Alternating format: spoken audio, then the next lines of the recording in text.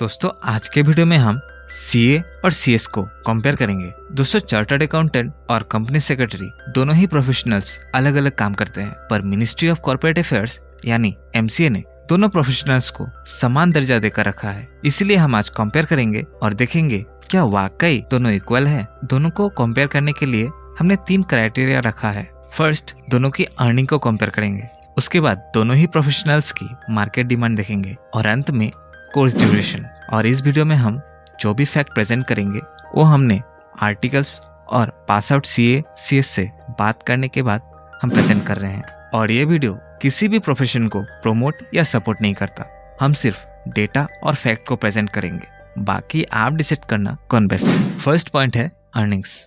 दोस्तों chartered accountant और CS की अर्निंग 2 तरीके से होती है। एक तो आप कंपनी में जॉब स्टार्ट कर सकते हैं और दूसरा प्रैक्टिस स्टार्ट करके अर्निंग कर सकते हैं। अगर एक फ्रेशर सीएस को जॉब मिलती है तो उसे मिनिमम 6 से 9 लाख की पैकेज जरूर मिलती है। उसके लिए आपको मैं एक एडवर्टाइजमेंट दिखाता हूँ। एनटीपीसी बीएचईएल पावर की एक वैकेंसी आई थी जिसमें फ्रेशर्स को 6 लाख की पैकेज मिल रहा था। उसी तरह यूपी पावर कॉर्पोरेशन में एक पोस्ट निकला था, उसमें 5 साल की एक्सपीरियंस चाहिए था, जिसमें 1,31,000 पर मंथ और अलाउंसेस अलग से। इससे हमें पता ये चलता है सीएस की कंपनी में एक्सपीरियंस के साथ सैलरी बहुत ज्यादा इंक्रीज होती है। और रिलायंस और उपरो जैसे कंपनीज के सीएस को 2 करोड़ से ज्यादा की ईयरली पैकेज मिलती है। और वही अगर हम सीए को कंपेयर करें तो एक फ्रेशर सीए को 3 लाख से उनका पैकेज स्टार्ट होती है और मैक्सिमम की कोई लिमिट नहीं होती है।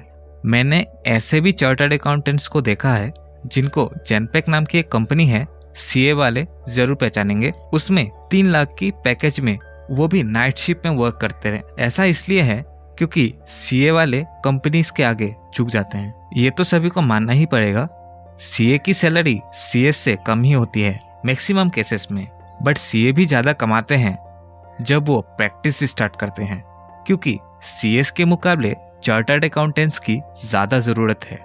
कैसे, आइए जान लेते हैं। सीए की जरूरत छोटे दुकान से लेकर मल्टीनेशनल कंपनी हर जगह में है।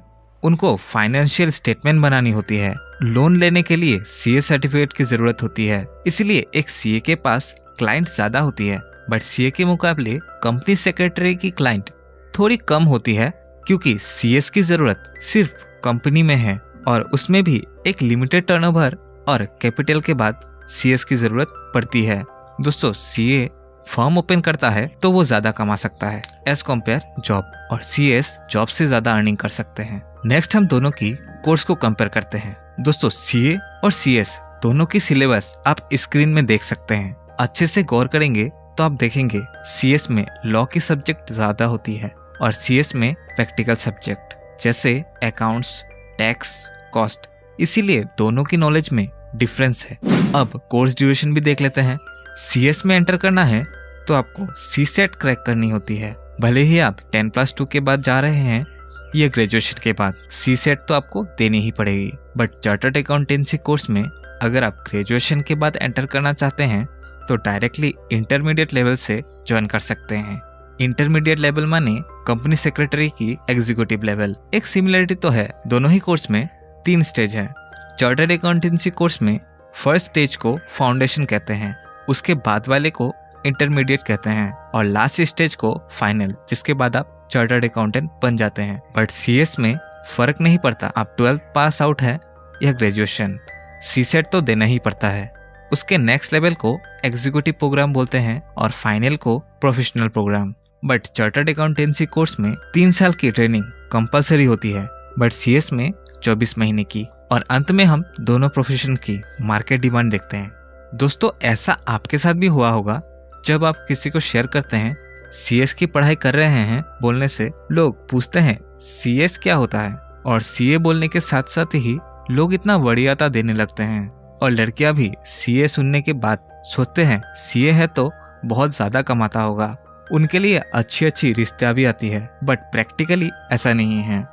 टाइम्स ऑफ इंडिया की रिपोर्ट के हिसाब से इंडिया में 60,000 सीएस है, पर इंडिया को 1 लाख सीएस की जरूरत है अभी। तो आप सोच सकते हैं कितना ज्यादा सीएस की डिमांड है। बट ऐसा भी नहीं चार्टर्ड अकाउंटेंट्स की डिमांड नहीं है। इंडिया में चार्टर्ड अकाउंटेंट्स 3 लाख तो है, लेकिन हर छोटे दुकान से लेकर बड़े कंपनी तक हर जगह उनकी जरूरत है। तो डिमांड के मामले में दोनों ही सेम है, बट प्रैक्टिकली सीएस और सीए को एमसीए ने इक्वल पावर बांटा है। जैसे सीएस स्टेटरी ऑडिट कर सकता है, टैक्स ऑडिट कर सकता है, जीएसटी ऑडिट कर सकता है, और सीएस को पावर है कंपनी के सारे लीगल कंप्लायंसेस चेक करने का, सेक्रेटरी ऑडिट करने की, और कंपनी के रिप्रेजेंटेटिव के तौर पर सीएस को ही जानी पड़ती है कोर्ट में जब कंपनी में केसेस लगती हैं। और सीएस वो होते हैं जो कंपनी में की मैनेजरियल पर्सन्स होते हैं, जैसे सीईओ, एमडी वगैरह। उसके अलावा भी सीए और सीएस दोनों ही कंपनी के एमडी, जीएम, सीईओ के लिए अपॉइंट होते हैं। देखा जाए सीए और सीएस दोनों की वैल्यू समान है, बट काम अलग अलग है, और यहीं से हमारा क्वेश्चन का जवाब भी मिल जाता है, दोनों ही इक्वल हैं। और अंत में मैं यही कहना चाहूँगा, सीए और सीएस दोनों की ज़रूरत देश को है। अगर दोनों ही प्रोफेशनल अपने काम अच्छे से करेंगे तो इंडिया में कोई फ्रॉड और शेल कंपनी बचेंगे ही नहीं। दोस्तों, इस वीडियो को आप अपने उन दोस्तों के साथ शेयर करें जिनको लगता है सीए और सीएस में डिफरेंस है, और आप कौन से प्रोफेशन में हैं आप मुझे कमेंट में ज़रूर शेयर कर सकते हैं। आपका बहुमूल्य समय देने के लिए धन्यवाद। वीडियो को एक लाइक और चैनल को सब्सक्राइब करके आप हमारा मनोबल तो बढ़ा ही सकते हैं। धन्यवाद।